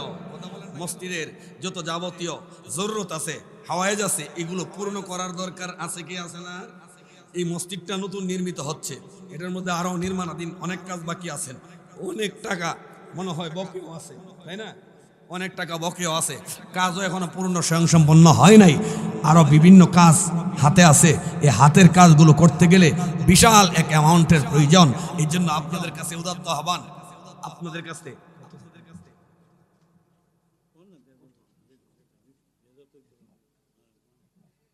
এই জন্য এই মসজিদের সংস্কারের জন্য, এটা যেন সংস্কার হয়, নির্মাণ হয়, নতুন কাজগুলো নির্মিত করতে পারেন, এটা সহযোগিতার জন্য। এককভাবে তো আর এই মহল্লাবাসীদের জন্য এটা আঞ্জাম দেওয়া সম্ভব না। আপনাদের কাছে আমি চাই, কে আছেন এই মসজিদের সংস্কার বা মসজিদের উন্নয়ন কল্পে 1 লক্ষ টাকা দিবেন, মসজিদটা যেন নির্মিত হয়, আব্বা আম্মার মাগফিরাতের জন্য, নিজের আত্মীয় স্বজনের মাগফিরাতের জন্য, আপনার সন্তান কবরে যে চলে গেছেন তার মাগফিরাতের জন্য। কথা কন না হুজুর আসার আগে আগে এই কাজ কিন্তু কেউ করবেন না। আমাদের একজন চাচাতো ভাই ছিলেন সুলতান আহমদ, এই বেচারা এলাকায় দলের গান করবেন, দলের গান বৃদ্ধ রাজার ফাট, বৃদ্ধ রাজা বুঝছেন তো, বুড়া রাজার ফাটের জন্য তারা রেহালচার দিয়ে তৈরি করছে। এই কথা যখন আমার আব্বা জানের কেন আসছে, আব্বা গিয়ে ডাক দিছে, সুলতান ভাতিজা এদিকেও কি শুনতেছি, কি শুনছেন? তুমি নাকি এই দলের গান যে হবে, আগের দিনে দলের গান হয়েছে না 30-35 বছর আগে, কথা কোন নাকি লিগে, এখন তার এগুলো নাই। তুমি যে দলের গানের রেহালচার দিয়া বৃদ্ধ রাজার ফাট অভিনয় করবো নাকি, কহজো চাচাজি জি এমনই তো, সাবধান সাবধান, এই কাজ তুমি করতে পারবো না। কতলে যারা দিয়ে আমার তৌবা করাই দেন, সুন্দর মতো তাই তৌবা টবা করাই দিছে। কিন্তু দলের গান শুরু হইবার 3 দিন আগে কর্তৃপক্ষ এমন প্রেশার দিছে, দেওয়ার পরে সুলতান ভাই সাহেব আমগো বাড়িতে আইসে, আমি এক সময় হাফ প্যান্ট বিন্দি আইসে কয় কি, আমার আম্মারা ডাকতেছেন জেডিজি বাড়িত নি, জেডিজি বেচারার জিব্বা একটু লম্বা, খেয়াল করে শুনেন, জেডিজি বাড়িত নি, কহ বাড়িতেই তো। জেডাজি কোনখানে? তোমার জেডাজি কাবিন করতে গেছে গৌরনগর, গৌরনগর, আমরা এই কৃষ্ণনগর ইউনিয়নে একটা গ্রামের নাম আছে গৌরনগর, আর কি গৌরনগর, গৌরনগর কাবিন করতে গেছেন। জেডাজি ঘটনা তো একটা ঘটছে, জেডিজি আম্মাজি বললেন কি হয়েছে ঘটনা? আমার তো দলের গানের বৃদ্ধ রাজার ফাট লওয়ার জন্য বলছিলেন, জেডাজি তো আমার এটা তৌবা করে এটাতে ফেরত রাখছিল, আমি তৌবা করছিলাম, জেডাজির কাছে বলছিলাম যে এই দলের গান আর করবো না, কিন্তু ওরা আমার যে প্রেশার দিছে, আমার ঘরের টিনের চাল খুললে নিবোগা, আমার গোহালের গরু নিবোগা, একটা কাজ করেন মায়েডনা বালা। জেডাজি আসলে কেন, সুলতান মিয়া তার তৌবা ফেরত দিয়ে গেছে, সুলতান মিয়া তার তৌবা ফেরত দিয়ে গেছে। তৌবাও যে ফেরত, জীবন একটা ঘটনাও ঘটছিল, এও ঘটছে আমার কেন, আমি তো আর জানি না, এই সময় বক্তা আর এটা ওয়াজের মধ্যে কামে লাগবো। ওই 30-35 বছর আগের কাহিনী, একটা কাম লেগেছে গা। তৌবা যদি ফেরত নিতে রে, তো আমার তো এখানে যে কথা আছে আমার ফেরত নিছে আমার আব্দুল সামাদ ভাই, তো উনি আমার বড় ভাই, যা কথা হইতো আমার করার লাগবো, কথা কর ঠিকলে ঠিকলা। এবার আসেন, আবার আগামীকাল কত ওয়াজ আছে, বড় বড় হাস্তিগণ আসবেন, বড় বড় মুহাক্কিক মুফাসসিরে কোরআনগণ আসবেন, সুললিত কণ্ঠের অধিকারী, বাংলাদেশের উজ্জ্বল নক্ষত্র, ব্রাহ্মণবাড়িয়ার গর্বের দন, খালি সুরে বক্তা নয়, ইলমে বক্তা, আমলে বক্তা, আল্লামা হযরত মাওলানা শেখ আব্দুল বাতিন কাসিমি দামাত বারকাতুহু মারহাবা বলেন। তার শের, তার তেলাওয়াত, তার বচন ভঙ্গি প্রত্যেকটা দিলে ধাক্কা লাগে, কথা কোন ঠিক নি ঠিক না? আল্লাহ হযরতের হায়াত তৈয়বা দারাজ করুক, সকলে বলেন আমিন। হযরত যে আসবেন, এছাড়াও আনুষঙ্গিক আর অন্যান্য বক্তাবৃন্দ আসবেন, ওনারা হয়তো আগামীকালকে আপনাদের কাছে কিছু সওয়াল করতে পারেন মসজিদের জন্য, ব্যক্তিগত নিজের ব্যক্তিগতর জন্য নয়, মসজিদের জন্য, কারণ মসজিদ কার ঘর? আল্লাহর ঘর। এরপর আমার পরে আছেন আমার মহতারাম মামু বাইক না, কি বাইক না, পদে আমি মামু কিন্তু বয়সে তাই না বড়, কথা পদে আমি বড়, মামা, মামার পদ একটু বড় না, কিন্তু বয়সে তাই না আমার মুরব্বী, এর লেগে এখন আমি তাই না মামা ডাকি, কি দেখি। তো আমার মহতারাম মুআজ্জাজ মুহতারাম আমার শ্রদ্ধেয় মামা জান আসবেন, ব্রাহ্মণবাড়িয়ার কিং, ব্রাহ্মণবাড়িয়ার আলেম ওলামাদের, যুবকদের আইডল, ঐতিহ্যবাহী ব্রাহ্মণবাড়িয়া জেলা কেন্দ্রীয় জামি মসজিদের সম্মানিত খতিব, জামিয়া ইউনুসিয়ার সম্মানিত শেখুল হাদিস আল্লামা হযরত মাওলানা মুফতি সিগবাতুল্লাহ নূর সাহেব আসতেছেন। অল্প কিছুক্ষণের মধ্যে আসবেন, ইসবির কলিলান ফাবাদাল উসরি তাইসিরু, কিছুক্ষণ ধৈর্য ধরেন, পরেই শুরু হবে, কারণ ওনার সুললিত তেলাওয়াত, সুন্দর মাহিত্যপূর্ণ কথা, তাত্ত্বিক আলোচনা শুনে আপনাদের হৃদয়ে ভরে যাবে ইনশাআল্লাহ। একটু ওয়েট করবেন, জোরে কোন দিলে। এবার আসুন, এই যে মসজিদ নির্মাণ করা, পৃথিবীর সর্বপ্রথম ঘরের নাম কি? আওয়াজ দিয়ে বলেন, পৃথিবীতে সর্বপ্রথম আল্লাহ কোন ঘর বানাইছে? এই ঘর সম্পর্কে তো আমি আপনাদেরকে এতক্ষণ ওয়াজ নসিহত করে শুনাইলাম, কথা কোন ঠিক নেই। এই ঘরটার নাম কি? মসজিদ। إلا أول بيت وزع للناس للذي ببكة مباركا وهدى للعالمين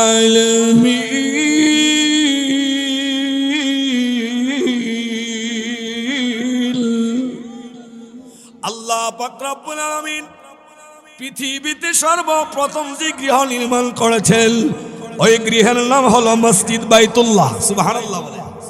মসজিদে ওই গৃহের নাম কি? বাইতুল্লাহ। এটার অপর এক নাম হলো কাবা।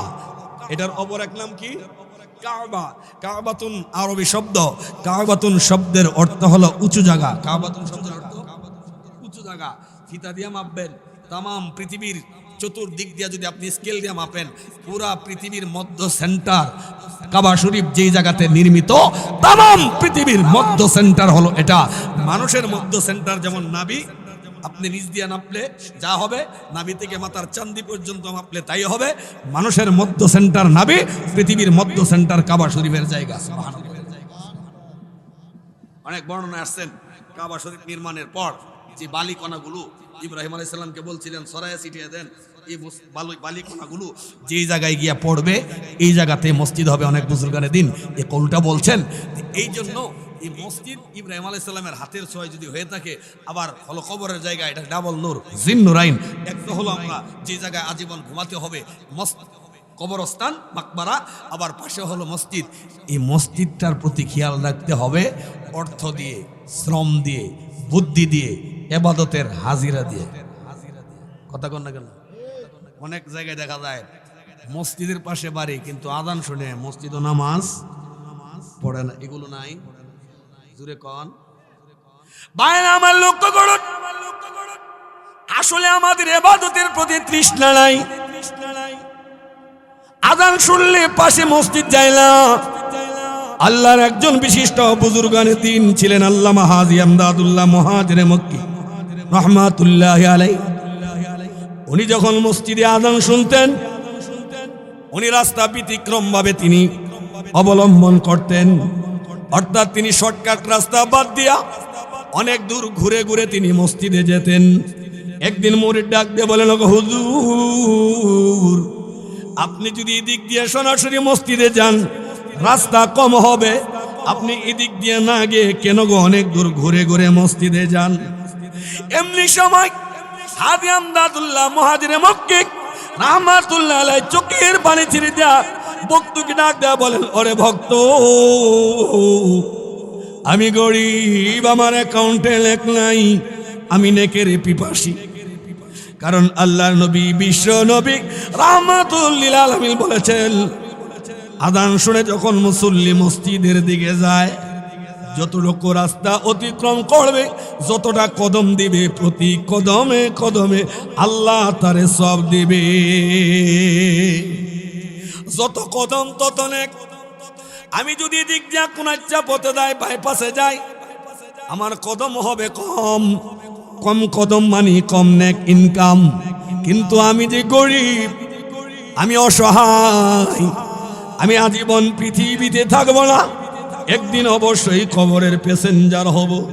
ওই দিন একটাই আমার সম্বল। এই জন্য আমি বাইপাসে না যাইয়া অনেক দূর ঘুরে ঘুরে আমি মসজিদে যাই। আবার হাঁটার ভঙ্গিমাটাও ছিল ভিন্ন। আমরা যেমন বড় বড় কাক দিয়া মসজিদে যাই, উনি কিন্তু সেইভাবে মসজিদে কখনো যেতেন না। ওনার হাঁটার ভঙ্গিমা ছিল এমন, ছোট সময়ে যারা বড়া খেলছেন, বড়া দিয়ে খেলছেন নি? তুই মাথা চালাও, তুমি তো বুঝতে না, বুড়া লাগবো, 30 বছর আগে লাগবো। বড়া খেলা, আমের বড়া দিয়ে খেলছেন না? আমের বড়ার গনা কি হাত দিয়া গনে, ফাউ দিয়া গনে, কি দিয়া গনে? ফাউ কি একেবারে গেপ দিয়া দিয়া না ফাউর লগে ফাউ লাগায়া, এক পায়ের বীরাঙ্গুলের সাথে আর এক পায়ের গাদা লাগায়া, এক পায়ের বৃদ্ধাঙ্গুলের সাথে আর এক পায়ের মুড়া বা গাদা লাগায়া এভাবে গনে 1 2। আচ্ছা বলুন তো, এইভাবে দিলে এক কেকের মধ্যে অন্তত কয়টা ফাউ ভরবো? 4টা বা 5টা, তাই না? কথা কন না কেন? একটা কেকের মধ্যে ভাও বিছাইলে 4টা বা 5টা পাও পড়বে। তাহলে কদমের সংখ্যা যদি বেশি হয় সওয়াব বেশি হবে কিনা? আওয়াজ দিয়ে বলেন। ভক্ত জিজ্ঞেস করে, হুজুর শর্ট রাস্তা বাদ দিয়ে আপনি কেন লম্বা রাস্তা অতিক্রম করেন? হাজী আমদাদুল্লাহ মুহাজির মক্কি ডাক দিয়ে বলেন, ভক্ত রে, আমি গরিব, আমার অ্যাকাউন্টে পর্যাপ্ত নেক নাই, আমার নেকির বড় প্রয়োজন, এই জন্য আমি শর্ট রাস্তা বাদ দিয়া লম্বা রাস্তা অতিক্রম করি। ভক্ত বলেন, ঠিক আছে তা বুঝলাম, কিন্তু আপনি স্বাভাবিক নিয়তে না হেঁটে কেমনে এইভাবে কেন গো হাঁটছেন? এমনি সময় হাজী আমদাদুল্লাহ মুহাজির মক্কি ডাক দেয়া বলেন, ভক্ত রে, আল্লাহ নবী বলেছেন যত কদম তত নেক। নবী তো এই কদমের পরিমাণ বলে নাই এত ইঞ্চি হবে, এত ইঞ্চি হবে, এটার পরিমাণ যেহেতু নবীজি স্পষ্ট ব্যাখ্যা দেয় নাই, এই জন্য আমি কদমের সংখ্যা বাড়াইতেছি।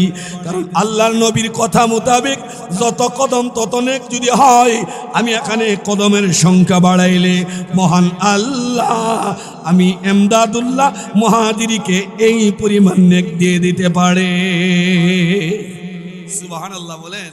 আসলে তাদের মেজাজ, তাদের চাহিদা, তাদের থিওরি কি ছিল, আর আমরা কোথায়? পাশে মসজিদ, মসজিদের পাশেও অনেক ঘর আছে, নামাজই পড়ে না, জামাত তো দূরের কথা, নামাজই পড়ে না, এমন বহুত ঘর আছে। কথা কোন ঠিক নি ঠিক না? মসজিদের পাশে ঘর, নামাজ পড়ে না, এর চাইতে অভিশপ্ত ফ্যামিলি, এর চাইতে লানত ইয়াফতা ফ্যামিলি আল্লাহর জগতে নাই। আল্লাহর জগতে নাই। আওয়াজ দিয়ে বলেন না কেন? মসজিদের পাশে বাড়ি, ঘরের সদস্যরা নামাজ পড়ে না, এর চাইতে অভিশপ্ত ফ্যামিলি আর নাই। আমরা নামাজ পড়বো না ছাড়বো? আওয়াজ দিয়ে বলেন। আরেকটা জিনিস খেয়াল রাখবেন, মসজিদে বাচ্চারা যখন নামাজ পড়তে আসে, নামাজ পড়া ভালো কাজ না মন্দ কাজ? বাচ্চাদের কি ধমক দিবেন? বেশি পিচ্ছি যেগুলো একদম ছোট, সিঙ্গেল মানে মারাত্মক সিঙ্গেল, কিচ্ছু বোঝে না, 3-4 বছরের বাচ্চা, এটারে বুঝ দিলেও বুঝ নেয় না, এই বাচ্চাকে মসজিদে নেবেন না। ম্যাক্সিমাম 7 বছর, ম্যাক্সিমাম 7 বছরের বাচ্চা যদি মসজিদে যায়, অনেক মহল্লাতে যায়, যাইয়া একটু, এরা তো ছোট মানুষ, ছোটদের স্বভাব হইলো একটু কাপজাপ করা, হই হুল্লোড় করা, মুরব্বীর আমাদের ধমক দিয়া এমন লাল সব বাইর করে দেয়। কথা কয় না? আপনারা আবু বকর মসজিদে আমিরের মধ্যে মনে এমন নাই, বিভিন্ন মসজিদে এমন আছে, মুরব্বীরা বাচ্চারা ধমক দিয়ে, কার পুত্রে, এই হের আব্বার নাম কি, হে কোন মহল্লার রে, হের মার নাম কি, আরে বাবারে তার BSCS যা আছে সব খৈতান দাগ নম্বর সব দিতে চায়। এই যে মুরব্বী লাল চোখ বের করে বাচ্চারা ধমক দিছে, একটু মাফ চাই, আর না। কথা কোন ঠিক নেই? আর মসজিদে যাইতাম না, না, তাআওয়ানু আলাল বিররি ওয়াত তাকওয়া। বাচ্চাকে উদ্বুদ্ধ করেন, বাচ্চাকে আপনি আদর সোহাগ দেন, প্রবোধ দেন, সান্ত্বনা দেন, তাকে উৎসাহিত করুন। বাবা, মসজিদ আল্লাহর ঘর, তো এখানে আসলে কথা বলা যাবে না। চমৎকার, তুমি যে মসজিদে নামাজ পড়তে আসছো, আইসো, হ্যাঁ আইসো, দেখবেন হ্যাঁ আপনার পিছে পিছে দৌড়বো। আপনাকে দেখা মাত্র বলবেন, আসসালামু আলাইকুম চাচা, ভালো আছেন? আসসালামু আলাইকুম দাদা, ভালো আছেন? কথা কোন ঠিক নেই? এর সাথে সুন্দর ব্যবহার করছেন। আর যখন লাল চোখ বাইর করে ধমক দিবেন, এর আব্বার নাম কি, এর আম্মার নাম কি, কোন মহল্লার লোক, সব জানানোর পরে একবার যেই লাল চোখ দেখেছি, মাপ চাই, দোয়া চাই। আপনি কারে ধমক দেন? আপনি যে ধমক দেন, আপনার কি লজ্জা লাগে না? আপনি বুড়া হইয়া কুড়া পড়ছে, আপনার চুলদারি সাদা হইছে, আপনি কুজো হয়ে গেছেন, এরপরে মসজিদে ঢুকছেন। আর এই যে একটা শিশু বাচ্চা জীবনের প্রথম লগ্নে, জীবনের শুরু লগ্নে মসজিদে ঢুকছে, এটা তো আপনার লজ্জা থাকার দরকার। আপনি 2 বয়সে মসজিদে আসেন নাই, কথা কোন ঠিক নি ঠিক না? তাহলে বাচ্চা আসলে খেদাই দিবেন না, বাচ্চা আসলে ধমক দিবেন না, আদর্শ দিয়া বুঝাইবেন, পিছনের কাতারে খাড়া করবেন। কথা বলেন, ধমক দিবেন? আমরা ধমক দিই, আর বাপ মা নিজেরাই তো বেনামাজি। জীবনে একবার মনটা চাইছে নামাজ পড়তো, কত জাতের মুসল্লি দেখা যায়, দেখি তো জীবনে। মুসল্লি 3 প্রকার, খাট্টা, আটটা, সালা। খাট্টা বুঝেন না? যখন জানাজার এলান হয়, নামাজ টামাজ, আরে ফরজ নামাজ আসত তো ফরজ দাইমি ফরজ পড়ে না, কিন্তু জানাজার সময় পাগল হয়ে জায়গা, টুপি না পাইলে, বুট, হাফ প্যান্ট, ডাইপার, ইটা মাথা দিয়ে করে হুশ নাই, নামাজ যাইতেছে। কথা কোন ঠিক নেই ঠিক না? জানাজার এত গুরুত্ব দেয়, অথচ এটা ফরজে কি ভাইয়া, মহল্লার একজনও যদি যায়, তামাম মহল্লাবাসী গুনাহ থেকে মুক্তি পাবে। কথা কোন ঠিক নেই ঠিক না? কিন্তু বেটা ফরজ করে না। জানাজা নামাজের জন্য অনেক জায়গায় অনেক ধরনের ঘটনা, হাফ প্যান্ট পিন্দায় পরে, ব্লাউজ পিন্দায় পরে, মাথা দিয়া হুশ নাই, বেটা নামাজের সাংঘাতি। কথা কোন ঠিক? ভাইয়েরা আমার লক্ষ্য করুন, নিজে নামাজ পড়ুন, মসজিদ হন। কারণ হাদিসে কুদসির মধ্যে আছে, আল্লাহর নবী বিষ্ণু বলে, নবীজি হাদিসের মধ্যে বলেন 7 প্রকারের ব্যক্তিকে আল্লাহ আরশের ছায়াতলে স্থান দিবেন। 7 প্রকারের মধ্যে অন্যতম একটা হলেন যার অন্তরটা সদা সর্বদা মসজিদের সাথে সংযুক্ত থাকে। কলবুন, যার কলবটা ইয়াতাআল্লাকু বিল মাসাজিদ, মসজিদের সাথে লটকায়া থাকে।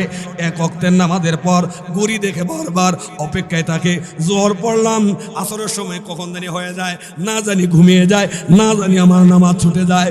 এমনভাবে যার অন্তরের মধ্যে মসজিদের মধ্যে যাইয়া দ্বিতীয় ওয়াক্তের নামাজ পড়ার পিপাসা তৃষ্ণা লেগে থাকে, আল্লাহ নবী বিশ্ব নবী বলেন ওই ব্যক্তিকে মহান আল্লাহ তার আরশে আজিমের স্থলে ছায়া দিবে।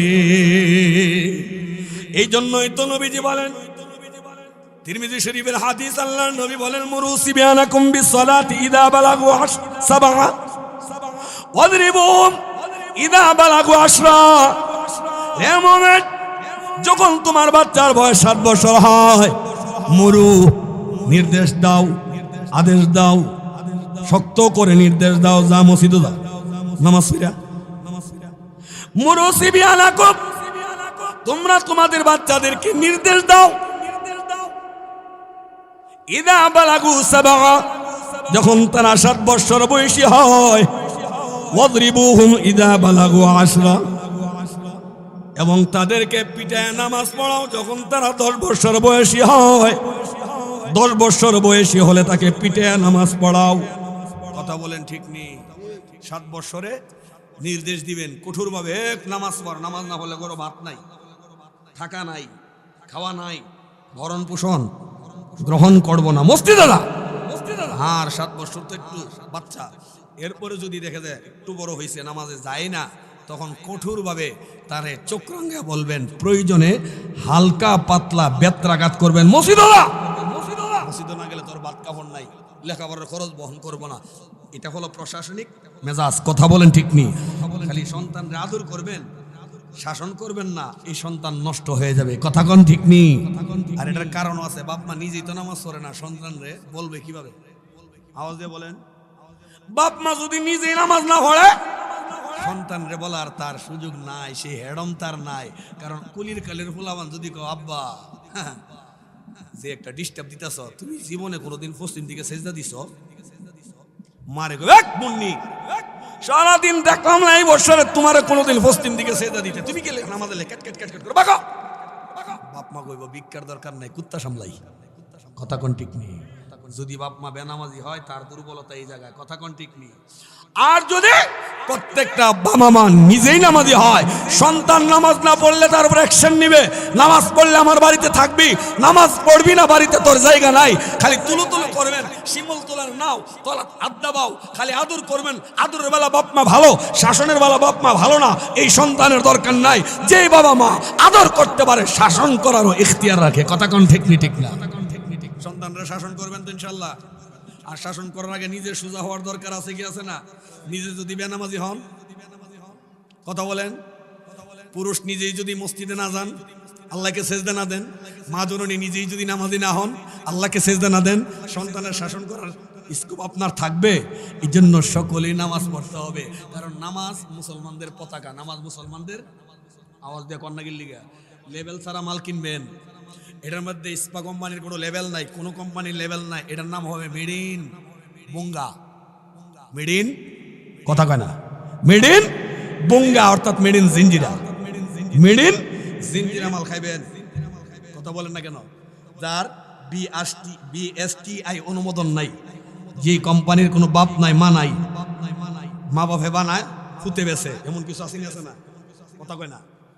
কোম্পানি নাই, মা বানায় ফুতে বেছে, বাপে বানায় ফুতে বেছে, কিন্তু লেভেল নাই। এটার কোনো পরীক্ষা নিরীক্ষা নাই, কোনো অধিদপ্তর থেকে এটার পরীক্ষা নিরীক্ষা নাই। তাহলে এই মালের কদর নাই, লেভেল ছাড়া মালের দাম নাই। আপনি মুসলমান, আপনাকেও একটা লেভেল দিছেন, একটা পতাকা দিছেন। রাসূল বলতেন লিকুল্লি শাইইন আলামুন ওয়া আলামুল ঈমান ইস-সালাহ। প্রত্যেক বস্তুর নির্ধারণের জন্য একটা ফ্ল্যাগ, একটা নিদর্শন, একটা হলোগ্রাম বা শিল সাপ্পর আছে। ঠিক তদ্রূপ মুসলিম চিনার জন্য একটা হলোগ্রাম বা শিল সাপ্পর আছে। সেই শিলটার নাম হলো নামাজ।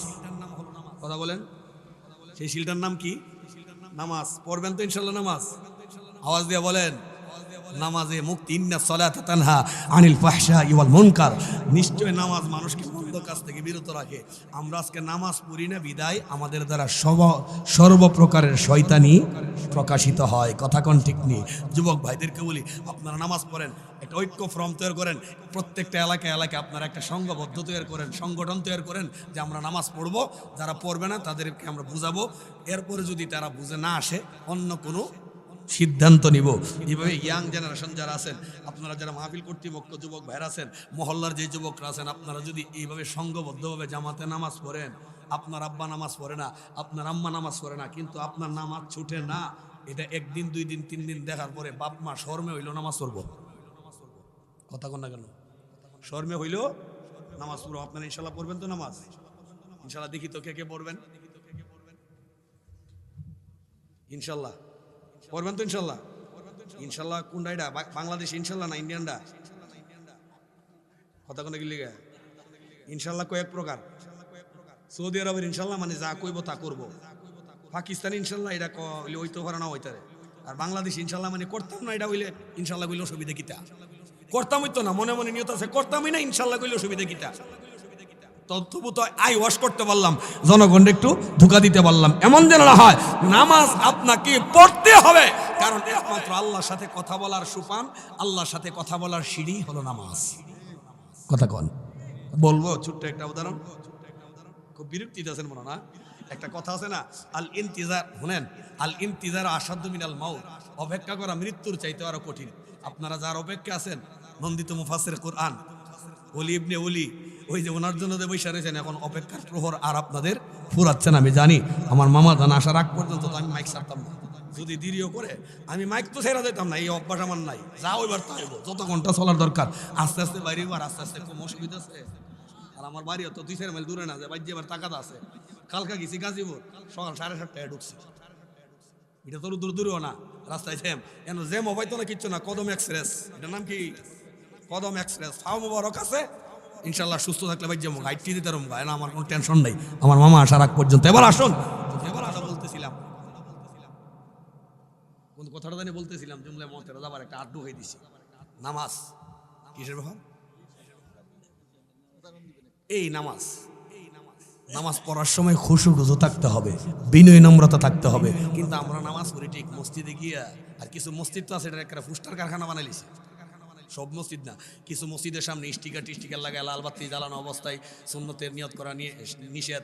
এরপরে রমজানের হাদিয়া মুবারক, উমুক মাদ্রাসার হাদিয়া মুবারক, উমুকের হাদিয়া মুবারক, এতলা ফুস্টার মসজিদের ভিতরে ভাইসে ভিত্তিকে। কথা কোন কি লিগা?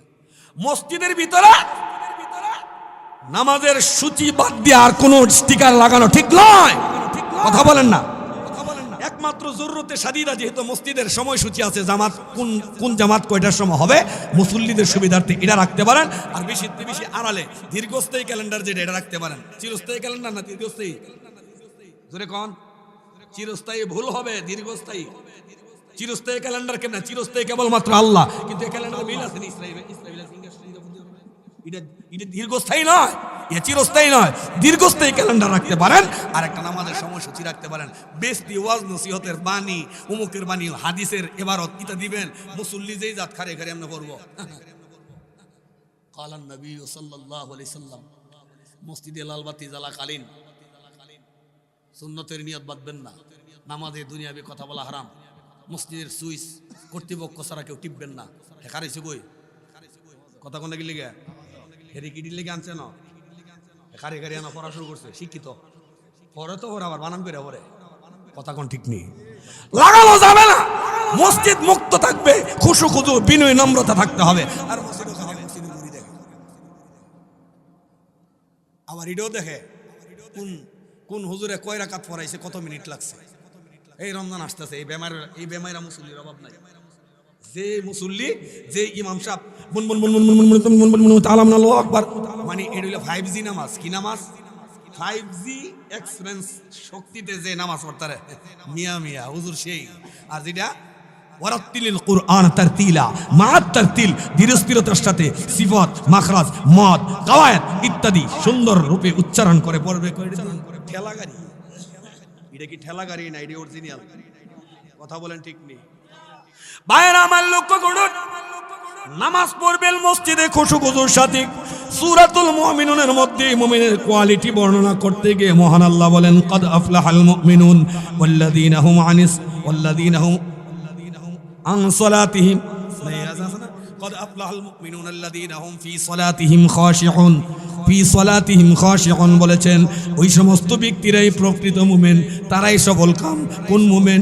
যে নামাজি, যে মুমিন ব্যক্তি ফি সালাতিহিম খাশিউন, যে ব্যক্তি নামাজের মধ্যে বিনয়ী হবে, নম্র হবে, অর্থাৎ নামাজের মধ্যে ডানে বামে তাকাবে না। মোবাইল কে করলো না করলো, আবার অনেকে মোবাইল দেখে, কথা কন না, মোবাইল লাইন না দেখে নাম্বারটা নামাজ পড়তেছে না, সং করতেছে, কথা বলেন। সং আমলে কাসিরের পরিমাণ কতটুকু? 2 হাতের ব্যবহার হলে আমলে কাসির হয়। 3 বার সুবহানাল্লাহ বলতে যতক্ষণ লাগে ততক্ষণ যদি কাজ করে তাহলে আমলে কাসির হয়। মোবাইল ভোকাটা রিংটুন বুঝলাম সে ভুলে মুট করতে পারে নাই, এটা খুললে হরে নামটা কি, এরপর আবার রিসিভও করে, আবার অনেক আছে বাটনও টিপ দেয়। 3 বার না 8 বার সুবহানাল্লাহ করুন, কথা কন না কি লিগে এভাবে নামাজ পড়ে না অনেকে। আবার নামাজে ডাইনে তাকায়, বামে তাকায়, সামনেটারে কুতকুতি দেয়। সবাই বরাতে নামাজের মধ্যে সুবহানা রাব্বিল আলা, মুরালি বিস্কুট যা আছে তাড়াতাড়ি দিয়ে লেলি বালা, এমন জাতের কিছু ডিজিটাল মুসল্লি আছে কি আছে না? আবার নামাজ নিয়ে এখন ফেসবুকে দেখা যায় টিকটক, যারা নামাজ নিয়ে টিকটক করবে এটার ঈমান থাকবে না, কথা কোন ঠিক না। নামাজ নিয়ে কোনো ফাইসলামতি চলবে না, নামাজের টিকটক নাটক কিচ্ছু চলবে না, কথা বলেন ঠিক না? নামাজ নিয়ে টিকটক করে, নামাজ নিয়ে ফাইসলামতি করে, কি মুসলমানের বাচ্চা কিনা আল্লাহ জানে। এটা ডিএনএ টেস্ট করলে বোঝা যাইব এটা কি হাকিকি মুসলিম না অন্য ধর্মের লোক। নামাজে বিনয়ী নম্রতা থাকবে কি থাকবে না? বাইরে আমার লক্ষ্য করুন, আল্লাযীনা হুম ফি সালাতিহিম খাশিউন, প্রকৃত মুমিন, সফল কাম মুমিন তারাই যারা নামাজে বিনয়ী হয়, নম্র হয়। সূরাতুল মুমিনুনের মধ্যে বলেন এই আয়াত নাযিল হওয়ার পিছনে একটা প্রেক্ষাপট আছেন বা শানে নজুল আছেন। কারণ ইসলামের শুরু লগ্নে ইসলামের আইন কানুন এত বেশি কঠিন ছিল না। আল্লাহর নবী, বিশ্ব নবী যখন নামাজ পড়াতেন, এটা ইসলামের প্রথম যুগের কথাটা বলতেছি, নবীজি যখন নামাজ পড়াতেন, সাহাবায়ে কেরামরা যখন জামাতে আসতেন, 1-2 রাকাত যদি ছুটে যেত, মসজিদে আইসা আরেক সাহাবীকে জিজ্ঞেস করতেন, ভাই কয় রাকাত হইছে? বুঝছেন না? মনে হয় সাহাবী আইসা নামাজও জিজ্ঞেসে, উনি মনে করেন সাহাবী, উনি নামাজও দাঁড়াইছে, আমি গিয়ে জিজ্ঞাসা করলাম, ভাই কয় রাকাত হইছে? উনি 2 রাকাত। কইতে গিয়া বুঝেন না, নামাজও দাঁড়ায় উনি কি বলতেন? 2 রাকাত হইছে। আমি 2 রাকাত ফিরে লাইতাম, পয়রা ড্রেস 4 রাকাত থেকে আমি জোড়া লাগতাম। এমন কিছু মুসল্লি ওখানে আছে বেমাইরা, কথা কয় না নাই। ইমাম আর 2 রাকাত গেছে গা, হ্যাঁ 2 রাকাত যখন গেছে গা জানছে, হ্যাঁ তো মাশাআল্লাহ উঠু 2 রাকাত ফিরে লাইছে, ফিরে কিন্তু 4 রাকাত চুরি করে গেছে গা। নামাজ জোড়া লাগছে নি? কথা কয় না, নামাজ জোড়া লাগছে না। যেটা ফত হয়ে যাবে, যে রাকাত ছুটে গেছে, এটা ইমামের সালামের পরে বাকিটা আপনি পরিপূর্ণ করবেন, কথা কোন ঠিক না? কিন্তু ইসলামের প্রথম যুগে এমন ছিল, সাহাবীরা এটা এভাবে পড়তো, এভাবে চলছিল, তখনও নিষেধাজ্ঞা জারি হয় নাই, আল্লাহর পক্ষ থেকে নিষেধাজ্ঞা জারি হয় নাই। এমনকি সাহাবীরা এসে জিজ্ঞাসা করতো, ভাই কয় রাকাত হইছে? উনি কইতেন কয় রাকাত। হাতটাকে মনে করতেন কিছু সাহাবী নামাজ অখারিয়া এমনি হালকা বান্ধাইল না, হালকা বান্ধায় মসজিদের বারান্দাত গিয়া কাইসা কুইসা গলার যা কপ ছেলেসা আছে সাপ টাপ করে সবার নামাজ পড়তো। এখন পড়লে থাকবো নি নামাজ?